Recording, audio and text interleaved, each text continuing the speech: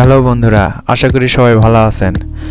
আজকে Fortune Barishal versus Khulna টাইটান্সের মধ্যকার BPL এর ষষ্ঠতম ম্যাচ অনুষ্ঠিত হচ্ছে। সেখানে ফরচুন বরিশাল প্রথমে ব্যাট করে নির্ধারিত 20 ওভারে 4 উইকেট হারিয়ে 187 রান করেন। দলের পক্ষে সর্বোচ্চ মুশফিকুর রহিম অসাধারণ আজকে ব্যাট করেন,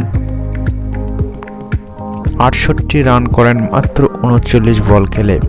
4টি 6 এবং 5টি 4-এর মার তার ব্যাট থেকে আসে। এছাড়া অন্য যারা ব্যাট করতেছেন তারা হলেন ইব্রাহিম জাদরান 16 বলে 11, 2টি 4 এবং তামিম ইকবাল খান 33 বলে 40, 5টি 4 তার ব্যাট থেকে আসে।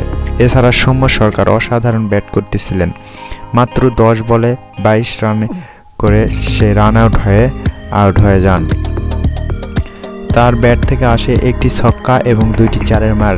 তার স্ট্রাইক রেট ছিল 220। এছাড়া মাহমুদুল্লাহ রিয়াদ 19 বলে 27। এছাড়া শোয়েব মালিক 6 বলে 5 রান করে অপরাজিত থাকেন।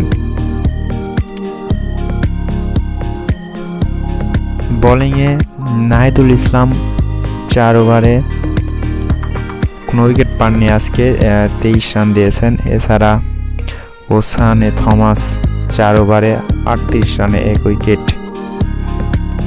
ফাহিম আশরাফ 39 রান, কোনো উইকেট পাননি। আফিফ হোসেন 1 ওভারে 12।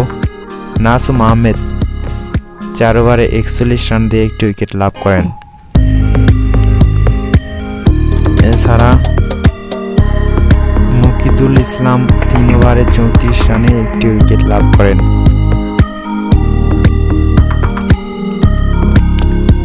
তো বন্ধুরা, সবাইকে ধন্যবাদ আমার ভিডিওটি দেখার জন্য। চ্যানেলটি সাবস্ক্রাইব করে রাখবেন সবাই।